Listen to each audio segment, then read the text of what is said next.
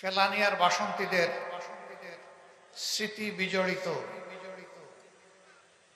কুড়িগ্রামে উন্মুক্ত ময়দানে দুটি কথা বলার জন্য আল্লাহ তাআলা আমাকে আপনাদের সামনে দাঁড়ানোর তৌফিক দান করেছেন। আলহামদুলিল্লাহ রাব্বিল আলামিন। এক বছর আগেও বাংলাদেশের জনগণ, মুক্তিপাগল জনগণ এটা চিন্তাই করতে পারেনি, বরঞ্চ লাখো লাখো মানুষ নির্যাতনের শিকার ছিল।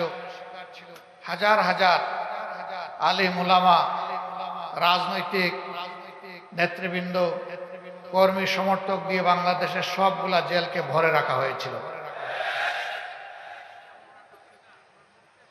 2006 সালের 28 অক্টোবর লগি বইটার তাণ্ডব চালিয়ে বাংলাদেশের রাজধানী ঢাকায় স্পষ্ট দিবালুকে জিরো পয়েন্টের কাছাকাছি পল্টন ক্রসিংয়ে আল্লাহ তাআলার বান্দা 6 জন নিরীহ মানুষকে সেদিন হত্যা করা হয়েছিল।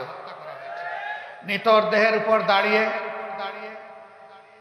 তারা পৈশাচিক নৃত্য করেছিল।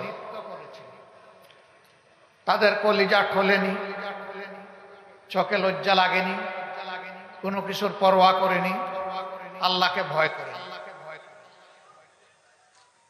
পরবর্তী পর্যায়ে তারা দেশকে অস্থির করেছিল। তাদের কারণেই 1-11 তৈরি হয়েছিল। মঈনুদ্দিন ফখরুদ্দিনরা ক্ষমতায় এসেছিল দুর্নীতির বিরুদ্ধে জিহাদ করার ঘোষণা দিয়ে। শেষ পর্যন্ত নিজেদেরই অবস্থা, তারা দুর্নীতিতে আকণ্ঠ নিমজ্জিত হয়ে গিয়েছিল। মানুষ তাকে ঘৃণা করতে শুরু করলো। তারা তখন বাঁচার জন্য নিরাপদ রাস্তা বা সেফ এক্সিট খুঁজতে থাকলো। 2 জন নেত্রী 2টা জোটের তখন নেতৃত্ব দিচ্ছিলেন। একজনকে তারা জানতে চাইল যদি তার জোট ক্ষমতায় আসে তাহলে তারা যে সমস্ত কীর্তিকাণ্ড করেছে সেগুলা নিয়ে কোনো প্রশ্ন তুলবে কিনা এবং তাদের কাজের বৈধতা দিবে কিনা। তিনি জবাব দিয়েছিলেন, জনগণের ম্যান্ডেটে নির্বাচিত জনপ্রতিনিধিরা এই সংসদে সেই ব্যাপারে সিদ্ধান্ত নেবে। আরেকজনের কাছে গিয়ে বলেছিল, আপনি আমাদেরকে কিভাবে দেখবেন? তিনি বলেছিলেন, আমি তোমাদের কোনো বিষয়ে কোনো প্রশ্ন করব না, তোমাদের সব কিছুর বৈধতা দিব। কাদ্দামা ওয়া আখারা, আগে পরে যা করেছে সব কবুল। তারা তাকেই নিরাপদ মনে করে তার জোটকে বিভিন্ন মেকানিজমের মাধ্যমে কারিগরি করে ইলেকশন ইঞ্জিনিয়ারিং করে তাকে ক্ষমতায় পাঠিয়েছিল। ক্ষমতায় যাওয়ার আগে বহু সুন্দর সুন্দর কথা বলেছিল, কিন্তু ক্ষমতায় যাওয়ার পরেই তারা আসল রূপে আবির্ভূত হলেন। 2009 সালের 10 জানুয়ারি তারা শপথ নিলেন, সরকার গঠন করলেন।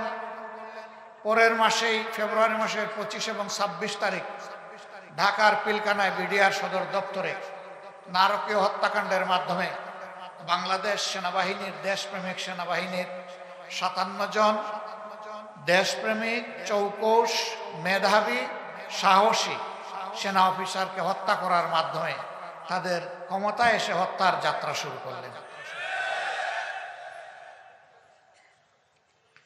একের পর এক জাতির উপরে দুর্বহ বোঝা তারা চাপাতে থাকলেন। ক্ষুধার্ত আওয়ামী লীগ জাতির সম্পদ চুরি করা শুরু করলো। সর্বত্র চাঁদাবাজি, লুটপাট, দখলদারি, ঘুষের মাত্রা বাড়িয়ে দিল। তাদের অর্থমন্ত্রী বলল, এটা ঘুষ না, এটা স্পিড মানি। লজ্জা। তাদের শিক্ষামন্ত্রী বলল, আমার মন্ত্রণালয়ে তোমরা ঘুষ খাইও, কিন্তু একটু কমাইয়া খাইও। সেই এরা শিক্ষিত নাকি আসলে এরা কুশিক্ষিত আল্লাহ ভালো জানে। তারা এক পর্যায়ে গিয়ে পরীক্ষিত দেশপ্রেমিক সংগঠন জামাতের দিকে হাত বাড়ালো। 2010 সালের 29শে জুন আমাদের তিনজন প্রাণপ্রিয় শীর্ষ দায়িত্বশীল তৎকালীন আমিরে জামাত সাবেক মন্ত্রী মৌলানা মতিউর রহমান নিজামী, নায়েবে আমির, শুধু বাংলাদেশ নয় সারা বিশ্বে যিনি মানুষকে কোরআনের মানবিক দাওয়াত দিয়ে বেড়াতেন, যাকে কোরআনের পাখি বলা হতো, আল্লামা দিলাওয়ার হোসেন সাঈদী, তৎকালীন সেক্রেটারি জেনারেল সাবেক মন্ত্রী আলী আহসান মোহাম্মদ মুজাহিদ, এই তিনজনকে কুড়া অজুহাতে মিথ্যা অভিযোগে নির্লজ্জভাবে তারা গ্রেফতার করল। তারপরের মাসে আরো দুইজন সহকারী সেক্রেটারি জেনারেল জনাব মোহাম্মদ কামারুজ্জামান এবং আব্দুল কাদের মোল্লাকে তারা গ্রেফতার করল। তাদের বিরুদ্ধে সাজানো পাঠানো মিথ্যা মামলা, তাদের মন মতো কোর্ট এবং শিখানো মিথ্যা সাক্ষীর মাধ্যমে তাদেরকে সাজা দেওয়ার জন্য আবার শাহবাগে আসর বসাবে। যারা শাহবাগী, বাংলাদেশের মানুষ যখন নির্যাতিত হয় তখন তারা চুপ থাকে, কিন্তু যখন তাদের মন মতো কারো উপরে কিছু হয় তখন তারা গর্ত থেকে বের হয়ে এসে চিৎকার শুরু করে।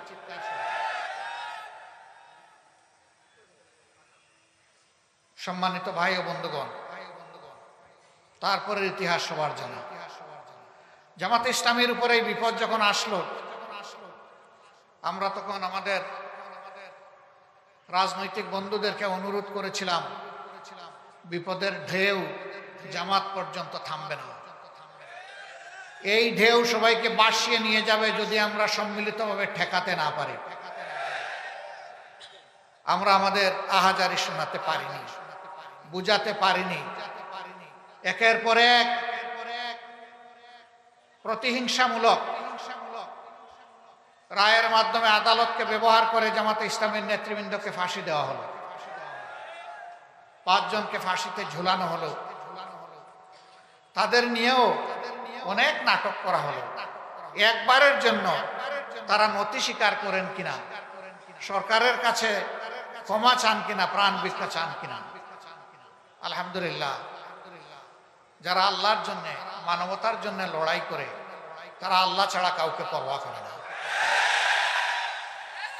আল্লাহর এই বান্দারা মাথা উঁচু করে সেদিন বলেছিলেন, আমরা মাথা একটা জায়গায় নত করে, তিনি আমাদের প্রভু, তিনি আমাদের স্রষ্টা আল্লাহ রাব্বুল আলামিন। দুনিয়ার আর কোথাও ওই বান্দাদের মাথা নত হবে না। মাথা তারা নত করেননি। তারা কতটা আত্মবিশ্বাসী ছিলেন। শহীদ আমিরে জামাত তার পরিবারের সদস্যদেরকে জিজ্ঞেস করছেন, আমি তো মাওলার মুলাকাতে অল্পক্ষণের মধ্যেই হাজির হব, আমার গায়ের পোশাকটা কেমন হওয়া উচিত? আমি কি লঙ্গি পরবো না পাজামা পরবো? পরিবারের সদস্যরা বলছে, পাজামাতেই মাওলার মুলাকাতে আপনাকে ভালো লাগবে। আল্লাহু আকবার। যেমন দায়িত্বশীল তেমন তার পরিবারের সদস্যরা, কালবে সালিম, প্রশান্ত আত্মা, তারা ফাঁসির তক্তার দিকে এগিয়ে চলেছেন পা পা করে। তাদের ঠোঁটও কাঁপেনি, বুকও কাঁপেনি, পাও নড়েনি, কারণ তারা নিশ্চিত ছিলেন অন্য কোনো কারণে নয়, তাদেরকে দিনের কারণে, মানবতার কারণেই হত্যা করা হচ্ছে, দেশপ্রেমের কারণেই তাদেরকে এই মূল্য দিতে হচ্ছে। যারা দেশকে ভালোবাসে, মানুষকে ভালোবাসে, মৃত্যু তাদের কাছে সকালবেলার চায়ের পেয়ালার মতো প্রিয়। প্রিয় শাহাদতকে তারা ভয় করে না, শাহাদত তাদের কাম্য। তারা সেইভাবেই ফাঁসির তক্তায় দাঁড়িয়েছিলেন, হাসতে হাসতে তারা মওলার মুলাকাতে চলে গেছে। আল্লাহ তাআলার দরবারে দোয়া করি, আমাদের এই মাথার তাজ শীর্ষ দায়িত্বশীল বৃন্দ সহ তাদের যত সহকর্মীদেরকে খুনিরা ফ্যাসিস্টরা হত্যা করেছে, আল্লাহ তাদের সকলকে মকবুল শহীদ হিসাবে কবুল করুন। শাহাদাতের সর্বোচ্চ মর্যাদা আল্লাহ তাদেরকে এনায়েত করুন। সম্মানিত ভাইরা, বাংলাদেশকে স্বাধীনতার পক্ষ বিপক্ষ করে টুকরা টুকরা করা হয়েছিল। কার জন্য? একটা বিভক্ত জাতি কখনো সত্যিকারের মর্যাদাবান জাতি হতে পারে না। একটা ঐক্যবদ্ধ জাতিকে এই দুনিয়ার মানুষ সম্মান করে, শ্রদ্ধা করে। তাহলে কার জন্য এই জাতিকে বিভক্ত করা হয়েছিল? আবার সমাজে ধর্মের ভিত্তিতে মেজরিটি মাইনরিটি তৈরি করা হয়েছিল। তারা যাদেরকে মাইনরিটি বলতেন, আমরা তাদেরকে মাইনরিটি বলি না, আমরা বলি তারা আমাদের ভাই। আল্লাহ তাআলা এই দেশে আমাদেরকে যেমন জন্ম দিয়েছেন, তাদেরকেও তেমন জন্ম দিয়েছেন। বাংলাদেশের সংবিধান সবাইকে ইকুয়াল রাইট দিয়েছে, অধিকার দিয়েছে। সুতরাং আমরা যেমন এদেশের গর্বিত নাগরিক, তারাও এদেশের গর্বিত এবং মর্যাদাবান নাগরিক। আমরা ভিন্ন চোখে কাউকে দেখতে চাই না। আমরা ধর্মের ভিত্তিতে বিভাজনকে মনে করি এটা শোষণের হাতিয়ার। তাই হয়েছে 53 বছর আওয়ামী লীগ যাদেরকে মাইনরিটি মাইনরিটি বলে মুখে ফেনা তুলেছে আর নাক মায়া কান্না করেছে। আমি আল্লাহর উপর ভরসা করে বলছি, আমার বিবেকের দায়বোধের জায়গা থেকে বলছি, আজকে 10 জানুয়ারি 1972 থেকে শুরু করে আজ পর্যন্ত 2025 সালের আজকে 24শে জানুয়ারি এই দীর্ঘ পথ পরিক্রমায় বাংলাদেশে বিভিন্ন ধর্মের মানুষকে কারা জুলুম অত্যাচার করেছে, কারা তাদের জমিগুলা দখল করেছে, পিঠামাটি থেকে উচ্ছেদ করেছে, সম্পদ লুণ্ঠন করেছে, তাদের ইজ্জতে হাত দিয়েছে, এই দুষ্কৃতিকারীদের তালিকা তৈরি করে জনগণের সামনে প্রকাশ করে দেওয়া হোক। এই কাজ যারা করেছে তারা সমাজের কালো এবং কুৎসিত চেহারার মানুষ।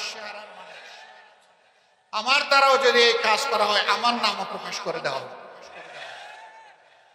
বাংলাদেশের জনগণ জানুক এরা কারা, এই খুনি ধোঁকাবাজ কে, এটা বাংলাদেশের মানুষকে জানতে হবে। আপনাদের এই বৃহত্তর রংপুরের পীরগঞ্জে মৎস্যপল্লীতে কয়েক বছর আগে গরু লুণ্ঠন করে কারা গরিবদের ঘর বাড়িতে আগুন ধরিয়েছিল আপনারা নিশ্চয়ই জানেন। যুবলীগ নেতার নেতৃত্বে এই অপকর্ম করা হয়েছিল। এইভাবে বাংলাদেশের যত জায়গায়, দিনাজপুরের সাঁওতালপল্লী, ব্রাহ্মণবাড়িয়ার অমুসলিম ভাইদের উপর হামলা, ঘরবাড়িতে লুণ্ঠন এবং অগ্নিসংযোগ, রামুতে বৌদ্ধ সম্প্রদায়ের তাদের মঠ ভাঙচুর করা, ঘরবাড়িতে হামলা এবং অগ্নিসংযোগ করা, এই সকল অপকর্মের সাথে ক্ষমতাসীন আওয়ামী লীগের দুর্বৃত্তরা জড়িত ছিল। কিন্তু আফসোসের বিষয়, যা কিছু ক্ষতি হয়, চুরি হয়, হারিয়ে যায়, কেষ্ট বেটাই দায়ী। সব কিছুর জন্য জামাতে ইসলামী দায়ী। সবার আগে জামাতে ইসলামীর নাম আসে। আপনারা তার সাক্ষী। গোবিন্দগঞ্জের গাইবান্ধার সুন্দরগঞ্জের এমপি লিটন, তাকে কে বা কারা তার বাড়ির পাশে শুট করে হত্যা করল।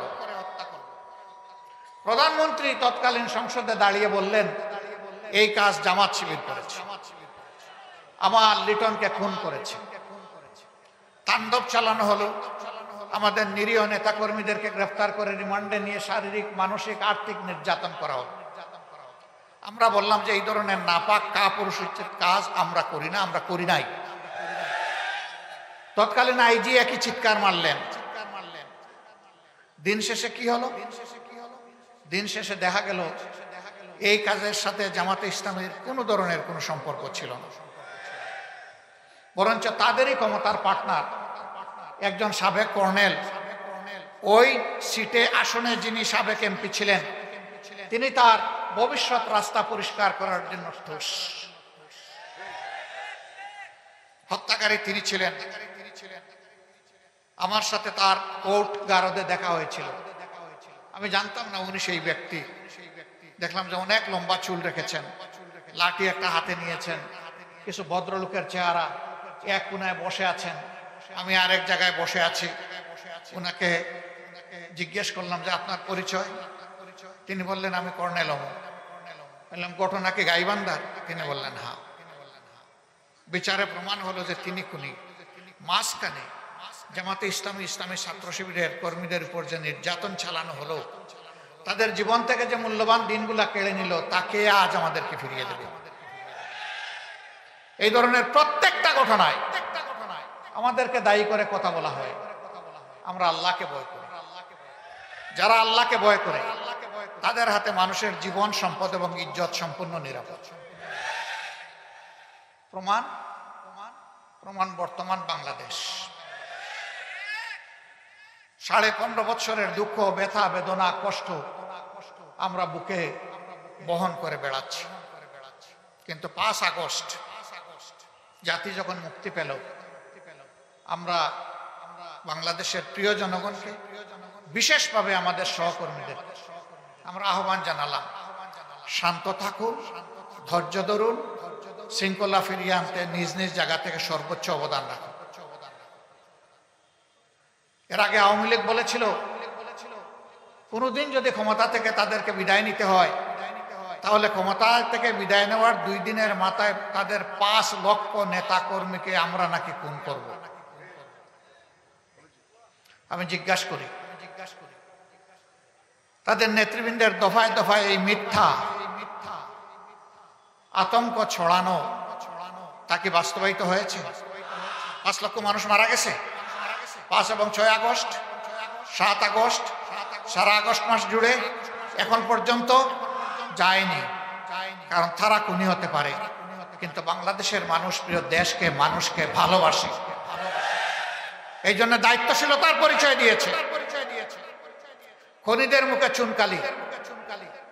এখন চিন্তা করলো আমাদেরকে জড়ানো যায় কিভাবে। বিভিন্ন ধর্মীয় সম্প্রদায়ের লোকদেরকে উস্কানি দেয়। আমাদের হিন্দু ধর্মের ভাইদেরকে উস্কানি দিয়েছিল দুর্গাপূজা পরিহার করার জন্য। আমি ধন্যবাদ জানাই। সাহসিকতার সাথে যারা উস্কানি দিয়েছিল, তাদের উস্কানি ওদের মুখের উপর ছুড়ে মেরেছে।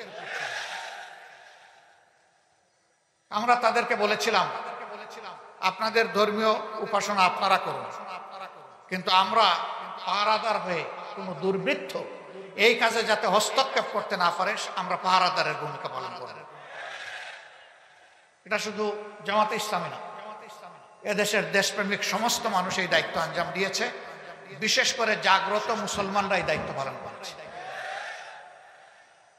কিন্তু আপনারা জানেন, শুধু জামাতে ইসলামী না, এদেশের আলিম উলামা, রাজনৈতিক আওয়ামী লীগের প্রতিপক্ষ, সাংবাদিক, সাধারণ মানুষ, কাউকে আওয়ামী লীগ ছাড় দেয় না।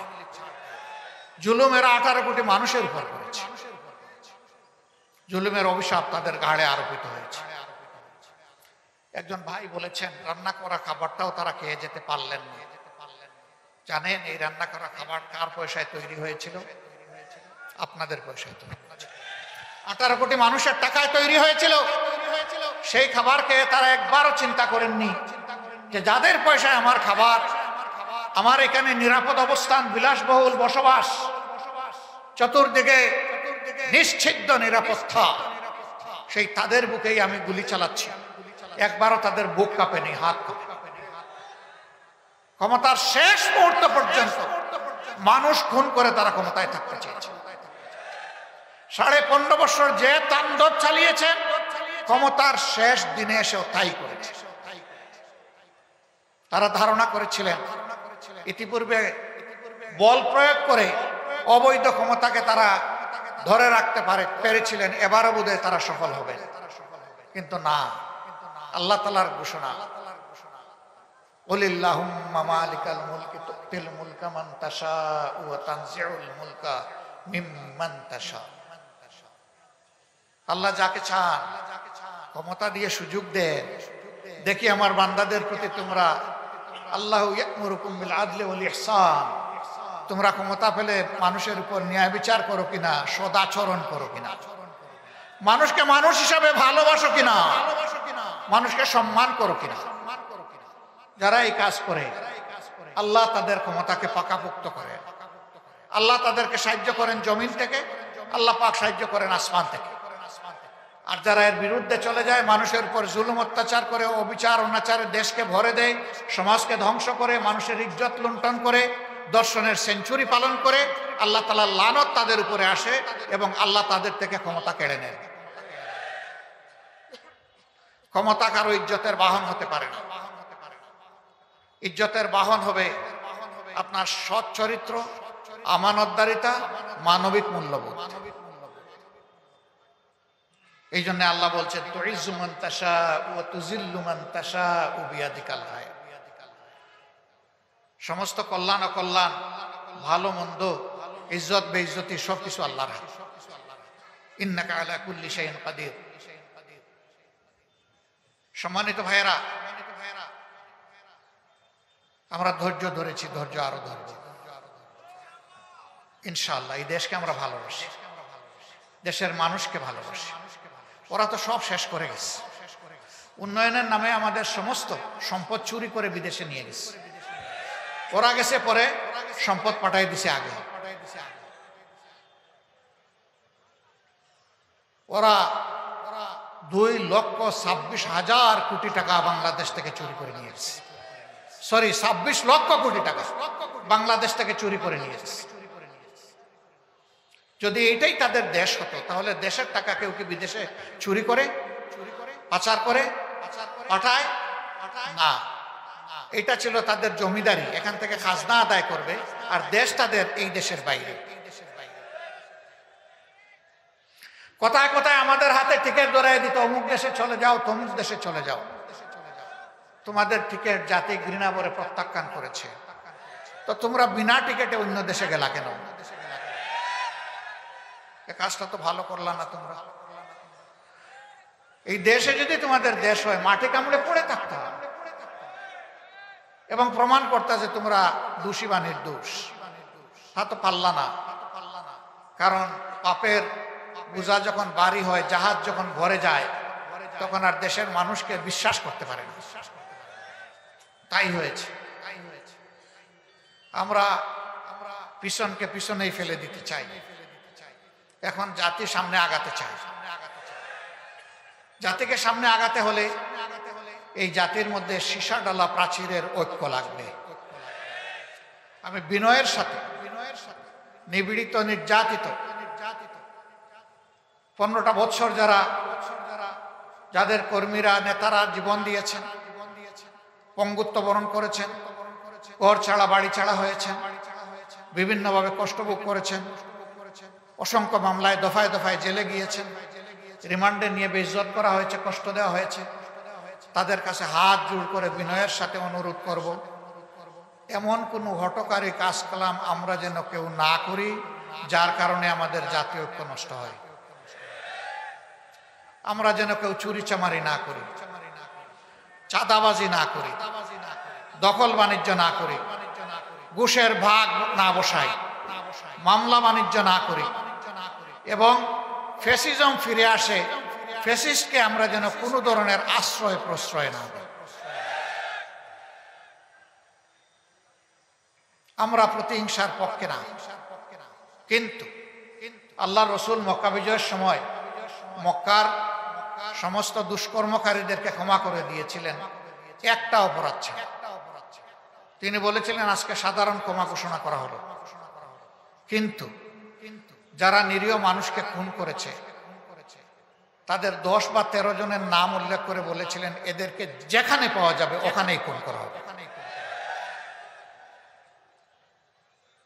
খুন কখনো মাফ হয় না। আমরা বাংলাদেশে প্রত্যেকটা খুনের বিচার চাই, শুধু আমাদের নেতৃবৃন্দ না, আমাদের কর্মী না, যত মানুষ খুন করা হয়েছে অন্যায়ভাবে সবার বিচার চাই। বৃহত্তর রংপুরবাসী অনেক কারণেই আপনারা গর্বিত, অথচ আপনারা বঞ্চিত। এই রৌমারের বড়াই বাড়িতে যে যুদ্ধটা আপনারা রাতের অন্ধকারে করে শিক্ষা দিয়েছিলেন, সেই শিক্ষার প্রতিশোধ নেওয়া হয়েছিল বিডিআরের পিলখানায়। কিন্তু আপনাদের গর্বিত ইতিহাস এখনো চকচক করছে। দীর্ঘ 15.5 বছরের ফ্যাসিজমকে বিদায় করতে গিয়ে একটা মানুষ বাংলাদেশের ইতিহাসে নয়, বিশ্বের ইতিহাসে তার সোনালী নামটা লেখা হয়ে গেছে।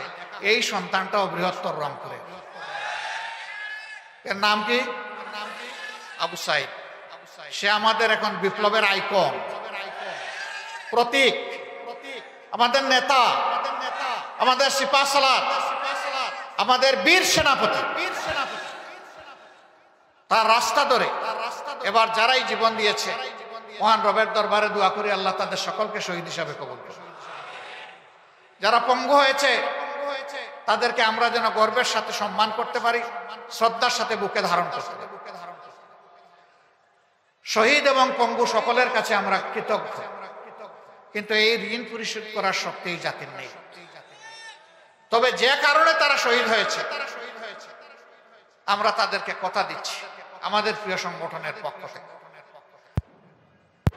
একটা করাপশন ফ্রি, দুর্নীতিমুক্ত, সুষম, বৈষম্যহীন, মানবিক বাংলাদেশ না গড়া পর্যন্ত আমাদের লড়াই অব্যাহত থাকবে ইনশাআল্লাহ। আমাদের সন্তানরা স্লোগান দিয়েছিল, এখনো দে, আবু সাইদ মুগ্ধ, শেষ হয়নি যুদ্ধ। হ্যাঁ, যুদ্ধ সেদিন শেষ হবে যেদিন মানবিক বাংলাদেশ প্রতিষ্ঠিত হবে। তার আগ পর্যন্ত এই যুদ্ধ ইনশাআল্লাহ চলবে। আমরা সমাজে অনাচার দেখলে প্রতিবাদ করবই, এটা আমার বিরুদ্ধে হলেও আমি প্রতিবাদ করব। অনাচার যিনি করবেন তার ব্যাপারে আমরা মুখ বন্ধ করে থাকবো না। এই জন্যই আমরা রাজনীতি করি। আমরা ন্যায়ের পক্ষ নিব, অন্যায়ের প্রতিবাদ করব। যদি অন্যায়কে নীরবে হজম করি তাহলে আমিও অন্যায়কারীর মদতদাতা হয়ে গেলাম। আমরা এই অপকর্মের দায় নিতে চাই না। এমনকি আমাদের দলের কেউ যদি কোনো জায়গায় এই সমস্ত অন্যায় অপরাধ করে, আমরা বলবো এদেরকে ধরে দিবেন, ছাড় দিবেন না। আমাদেরকেও খবর দিবেন, প্রশাসনকেও খবর দিবেন। এদের ব্যাপারে আমাদের জিরো টলারেন্স। আপনারা সাক্ষী, আলহামদুলিল্লাহ 5 আগস্ট থেকে শুরু করে আজকে এই জানুয়ারি মাসের 24 তারিখ পর্যন্ত দীর্ঘ 6 মাসের পথ পরিক্রমায় আমাদের লোকেরা ছাতাবাজি করে নাই, দখল বাণিজ্য করে নাই, মামলা বাণিজ্য করে নাই, শত শত নিরীহ মানুষকে মামলায় ঢুকাইয়া তাদের কাছ থেকে টাকা আদায় করে নাই, ঘুষের ভাগাভাগি করে নাই। আমরা জানি এটা হারাম। আল্লাহ তাআলা এই হারামকে বর্জন করার তৌফিক আজীবন আমাদেরকে দান করুন। এরপরেও নফসের দোকায় শয়তানের ওয়াসওয়াসায় পড়ে যদি কেউ বিপদগামী হয়ে যায়, আমরা তাদেরকে ছাড় দেওয়ার পক্ষে নই। এখানে আমার ধারণা শহীদ পরিবারের সদস্যরা আছেন, এখানে অনেক আহত পঙ্গু ভাই বোনেরা আছেন। আমরা তাদের কাছে আবারও কৃতজ্ঞতা জানাচ্ছি। আমরা শহীদদেরকে কোনো দলীয় সম্পত্তিতে পরিণত করতে চাই না। শহীদরা জাতির শ্রদ্ধার তারকা, তারা মাটিতে নয়, ইনশাআল্লাহ আসমানে জ্বলজ্বল করে জ্বলবে। আমাদের আবেগটা তাদের প্রতি এরকম। আল্লাহ তাআলা এই সম্মানবোধটা এই জাতিকে, এই শহীদদের প্রতি দেওয়ার তৌফিক দান করুন। বিনয়ের সাথে বলবো, সবাইকে বলবো, মেহেরবানি করে শহীদদের আকাঙ্ক্ষার বিপরীতে যায় এমন কাজ কেউ দয়া করে করবেন না। যদি চাঁদাবাজি করেন, দখলদারি করেন, মামলা ঘুষ বাণিজ্য করেন, মানুষের উপর জুলুম করেন, তাহলে শহীদদের আত্মা কষ্ট পাবে। আমাদের শহীদ বন্ধুদের আত্মায় কষ্ট দিবেন না ভাই। বন্ধু দুস্থ, আমাদের এই বিনয়ী আহ্বান আপনাদের কলিজাকে নরম করুক, আমরা দোয়া করি। কিন্তু যদি না করেন, যদি কেউ অপকর্ম অব্যাহত রাখেন, মনে রাখবেন আমাদের লড়াইও অব্যাহত থাকবে ইনশাআল্লাহ। রংপুরবাসী, আমার ভাই মাহবুর রহমান বেলাল বলে গেছেন, ফ্যাসিস্ট সরকার প্রতিহিংসামূলকভাবে যে সমস্ত রাজনৈতিক নেতাদেরকে জেলে পুরেছিল, কর্মীদেরকে জেলে পুরেছিল, এক এক করে সব বের হয়ে গেছে। কিন্তু আমাদের দুঃখ, আমাদের ভাই, আমাদের নেতা, বাংলাদেশ জামাতে ইসলামীর তৎকালীন ভারপ্রাপ্ত সেক্রেটারি জেনারেল, আপনাদের প্রিয় মানুষ, প্রিয় নেতা আজহারুল ইসলাম ভাই এখনো জেলে। আমরা আইনি লড়াইয়ের মধ্য দিয়ে তাকে মুক্ত করার পক্ষে, আমরা কারো দয়া নিয়ে মুক্ত করতে চাই না, আমরা শুধু আল্লাহর দয়া চাই। কিন্তু আইনের পেছে মেহরবানি করে আমাদেরকে আর কষ্ট দিবেন না। যদি আইনের পেছে কষ্ট দেন, আমরা বাধ্য হব এই দাবিতে রাস্তায় নামতে। আমরা আদালতকে সম্মান দেখাই আহ্বান জানাবো, মেহরবানি করে এই মজলুম মানুষটিকে অনতি বিলম্বে ন্যায় বিচারের মাধ্যমে আপনারা মুক্ত করে দেন। যদি মিনিমাম ন্যায় বিচার আমরা পাই, ইনশাআল্লাহ ইজ্জতের সাথে তিনি মুক্ত হয়ে আমাদের বুকে ফিরে আসবেন, রংপুরবাসীর বুকে ফিরে আসবেন। ইনশাআল্লাহ বাংলাদেশের নতুন ইতিহাস রচনা হবে ইনশাআল্লাহ। এই কুড়িগ্রাম বহু দিক থেকে বঞ্চিত। এখানে একটা কৃষি বিশ্ববিদ্যালয় হয়েছে, ঘোষণা হয়েছে, তার কঙ্কাল আছে, গুস্তও নাই, চামড়াও নাই, হাড্ডিসার, নিজস্ব কোনো ক্যাম্পাস নাই, দুকি দুকি আস্তে আস্তে চলছে। অথচ এগ্রো বেসড এই প্রতিষ্ঠানটা এই অঞ্চলের চেহারা বদলাই দিতে পারে। এটা শিক্ষা গবেষণার কেন্দ্রে পরিণত হতে পারে। এটা একটা সীমান্তিক জেলা, এখানে মানুষ একটু অসুস্থ হলে ভালো একটা চিকিৎসা পাবে, সেই রকম কোনো ব্যবস্থা নেই। আজকে বহু জেলায়, একই জেলায় ইউনিভার্সিটি, একই জেলায় কৃষি বিশ্ববিদ্যালয়, একই জেলায় মেডিকেল কলেজ, একই জেলায় ইঞ্জিনিয়ারিং ইউনিভার্সিটি, একই জেলায় সব কিছু আছে, আরেক জেলায় কিছুই নাই। এটা কোন ধরনের ইনসাফ?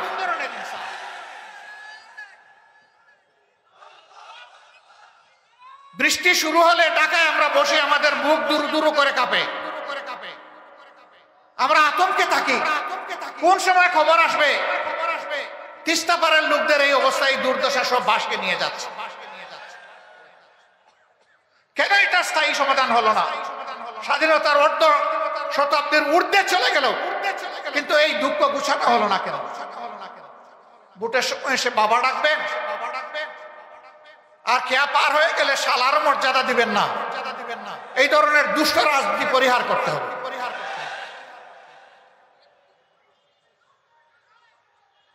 এখানে তিস্তা প্রকল্প মহাপরিকল্পনা বাস্তবায়ন হওয়ার কথা, কার ইঙ্গিতে ইশারা এটা এখনো বন্ধ হয়ে আছে? কেন কাজ এখনো শুরু হলো না? বাংলাদেশের জনগণ অবশ্যই তা জানার অধিকার রাখে। ফ্যাসিস্ট সরকারের কারণে এটা হয় নাই। যদি সেই প্রকল্প বাস্তবায়ন হয়, তাহলে বর্ষা আসলেই আমাদের বুক আর দুরু দুরু করে কাঁপবে না। আমরা আশা করি এই দেশের এই এলাকার মানুষ স্বস্তিতে থাকবেন।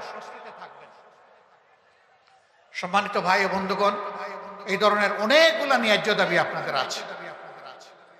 এই এলাকায় আমার ভাই সালেই বলে গেছে, 100-র মধ্যে 71 জন মানুষ দরিদ্র সীমার নিচে বসবাস করেন।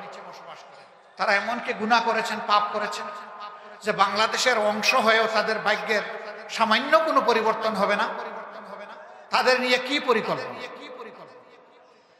আমরা পরিষ্কার বলতে চাই, আল্লাহ যদি আপনাদের ভালোবাসা সিক্ত হয়ে, দেশবাসীর ভালোবাসা সিক্ত হয়ে আমাদের উপর মেহেরবানি করেন, আর যদি এই দেশের খেদমতের দায়িত্ব দেন, ইনশাআল্লাহ তাআলা লাজিম প্রেসিডেন্ট, প্রধানমন্ত্রীর মুখ দেখে কোনো এলাকার উন্নয়ন হবে না।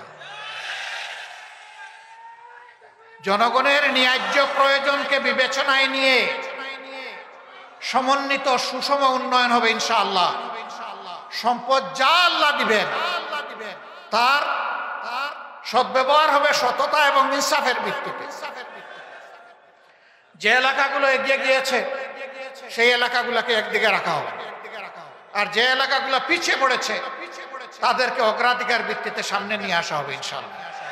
এটা ইনসাফের দাবি, এটাই হতে হবে। বরঞ্চ দীর্ঘদিন তাদেরকে যে বঞ্চিত করা হয়েছে, এটার মাসুল হিসাবে এখানে আরো বাড়তি কিছু করা প্রয়োজন। আপনারা আমাদের জন্য দোয়া করবেন। ন্যায়ের পথে, ইনসাফ কায়েমের পথে আমাদেরকে যতদিন পাবেন আমাদেরকে একটু ভালোবাসবেন, দোয়া করবেন, সাহায্য করবেন, ভুল করলে সমালোচনা করবেন। সত্যের পথে, দেশ গড়ার পথে আপনারা ইনশাল্লাহ পাশে থাকবেন। আপনাদের বুকের বিছানায় আমাদের জন্য একটু জায়গা করে দেবেন। পারবেন তো আপনারা? এই দাওয়াত নিয়ে ঘরে ঘরে পৌঁছে যেতে হবে। ইনসাফের দাওয়াত, সাম্যের দাওয়াত, মানবিকতার দাওয়াত,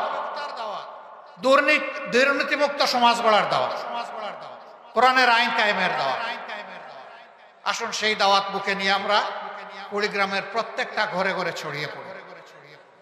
আজকে এখানে আপনারা কষ্ট করে এসেছেন, দিন ভরা রাত ভরা, শীতের একটু চাপ বেশি, সব কিছু উপেক্ষা করে আপনারা এখানে এসেছেন দুটি কথা শোনার জন্য, আমাদেরকে দেখার জন্য, আমাদের ভালোবাসায়, তাই না?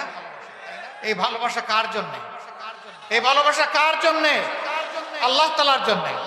আল্লাহ তাআলার কাছে দোয়া করি আমাদের এই ভালোবাসার বিনিময়ে আল্লাহ যেন বাংলাদেশটাকে সুন্দর করে দেন, আমাদের শহীদদের রক্তের মর্যাদা যেন আমরা দিতে পারি সেই তৌফিক দান করুন, এবং আল্লাহ রাব্বুল আলামিন এই ভালোবাসাকে তার প্রিয় জান্নাত পর্যন্ত যেন পৌঁছে দেন। আপনাদের উপর, এই এলাকার উপর আল্লাহ রহম করুন, শান্তির ফয়সালা নাজিল করুন। আল্লাহ রাব্বুল আলামিন আপনাদের সকলকে তাইয়্যিব হায়াত দান করুন। ভাই ভাই হিসাবে দল মত ধর্মের ঊর্ধ্বে উঠে এক হয়ে এক মহানায় এসে সবগুলা হাতকে এক জায়গায় করে এই দেশকে গড়ার তৌফিক আল্লাহ তাআলা আমাদেরকে দান করুন। আল্লাহ হাফেজ। বাংলাদেশ জিন্দাবাদ, বাংলাদেশ জামাতে ইসলামী জিন্দাবাদ। আসসালামু আলাইকুম ওয়া রাহমাতুল্লাহ। আলহামদুলিল্লাহ, এতক্ষণ পর্যন্ত এদেশের প্রিয় মানুষের রাহবার বাংলাদেশ জামাত ইসলামীর আমিরে জামাত ডাক্তার শফিকুর রহমান আমাদেরকে দিক নির্দেশনা দিলেন। আমরা কুড়িগ্রামবাসীর পক্ষ থেকে আন্তরিক মোবারকবাদ জানাচ্ছি, হায়াতে তৈয়বা কামনা করছি।